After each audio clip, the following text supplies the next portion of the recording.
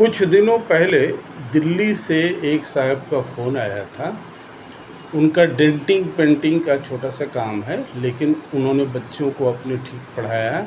उनकी एक बेटी ने इस साल नीट में 545 नंबर हासिल किया, लेकिन इस पे उनका एडमिशन ज़ाहिर है किसी भी सरकारी मेडिकल कॉलेज में नहीं हो पा रहा है।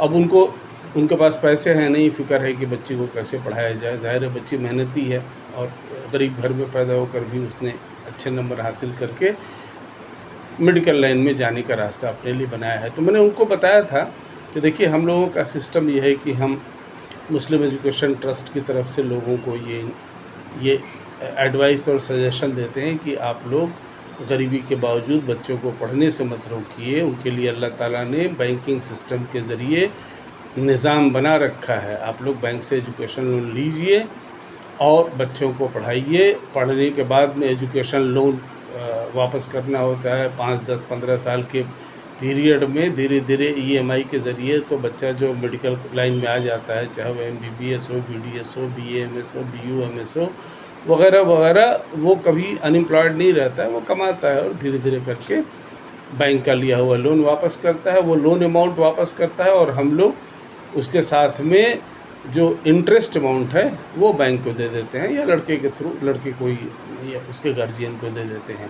तो उन्होंने आज फ़ोन किया अभी कुछ देर पहले कि उनकी बात हो गई है और पंजाब नेशनल बैंक ने उनको एजुकेशन लोन देने के लिए इंतज़ाम कर दिया है। उनको सिर्फ ये बोला है कि आप पहले बच्चे का एडमिशन लेकर आइए, उसका जो ख़र्चा है आप लोग वो दीजिए, उसको भी हम लोग रीइम्बर्स कर देंगे। एक दफ़ा आपका लोन सैंक्शन कर देते हैं तो आप किसी भी प्राइवेट या सेमी प्राइवेट में मेडिकल कॉलेज में एडमिशन लीजिए और हम लोग उसको पूरा फंड कर देंगे। तो ये रास्ता हम सब, पूरी मुस्लिम कौम और गैर मुस्लिम कौम, सभी हिंदू, मुस्लिम, सिख, ईसाई भाइयों के लिए खुला हुआ है। बच्चों को की पढ़ाई में और बड़ा बनने में गरीबी आज की तारीख़ में रुकावट नहीं है। हम लोगों ने, आप लोगों ने बच्चों को पहली से 12वीं क्लास पढ़ा दिया। सरकारें पहले इसमें भी वो स्टाइपेंड और फ़ीस में कमी और स्कॉलरशिप देती थी। कहीं पर अभी भी है, कहीं पर नहीं है। लेकिन बैंकिंग सिस्टम के तहत यूनिवर्सिटी लेवल पर पढ़ाई करने वाले तमाम स्टूडेंट्स के लिए एजुकेशन लोन फैसिलिटी अवेलेबल है। जो आदमी, लड़का लड़की लेकर पढ़े, रेट ऑफ इंटरेस्ट उसका 10-12% हो, 10 से 12% के बीच में, जो हम लोग दे देते हैं। और बच्चा पढ़ करके अपने पैर पर मजबूती से खड़ा हो जाए, डॉक्टर, इंजीनियर, लॉयर वगैरह बन जाए और उसके बाद वो कमाई करे और धीरे धीरे करके EMI के ज़रिए बैंक का लोन वापस करे। उस समय हम लोग उसका जो इंटरेस्ट है वो बैंक को या डायरेक्टली या फिर स्टूडेंट के थ्रू पे कर देते हैं। तो इसलिए ये एक इंतज़ाम ऐसा है आज के ज़माने में, जो आप लोगों के, तमाम गार्जियन हज़रात को मैं बोल रहा हूँ, आप लोगों के ज़माने में और हम लोगों के ज़माने में नहीं था। आज की तारीख़ में ये पॉसिबल है कि गरीब से गरीब आदमी का बच्चा भी अगर होनहार है और उन्होंने बच्चे को ऐसा पाला पोसा है और भले ही सूखी रोटी खिलाकर पढ़ाया हो, लेकिन ऐसा किया है कि आज वो लड़का नीट का इम्तहान में, JEE के इम्तहान में, लॉ के इम्तहान में पास करके वगैरह वगैरह में एग्ज़ाम पास करके और एडमिशन पा रहा है। तो उसके लिए पैसे की कमी की वजह से उसको पढ़ाई छोड़ने की ज़रूरत नहीं है।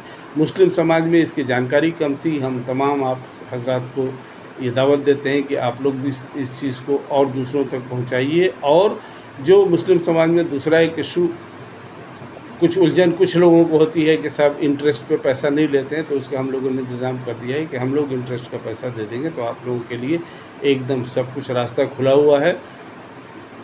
बच्चों को आगे बढ़ने दीजिए, आपका अपना मुल्क का, कौम का नाम रोशन करने दीजिए, इज़्ज़त, दौलत, शोहरत कमाने दीजिए। फ़ितरा ज़कात लेने वाले के बजाय फ़ितरा ज़कात देने वाला बनने दीजिए।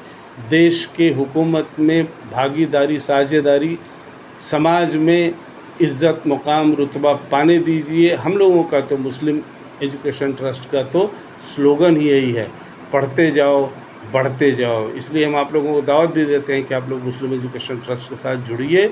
ज़िंदगी में एक बार 100 रुपया मुस्लिम एजुकेशन ट्रस्ट को अगर देश के 20 करोड़ मुसलमानों में से 20 लाख भी देते हैं तो इस 20 करोड़ रुपए से हम अगले 10 सालों में लाखों लड़के लड़कियां doctor, engineer, officer, CA, MBA, professor, teacher, politician, social worker, this and that, अगर इसके हर फील्ड में लाखों लड़कों को, लड़कियों को खड़ा कर देंगे और देश में वो अपनी समाज में, देश में इज़्ज़त, शोहरत, दौलत पाएंगे, कमाएंगे और मुल्क और कौम का नाम रोशन करेंगे।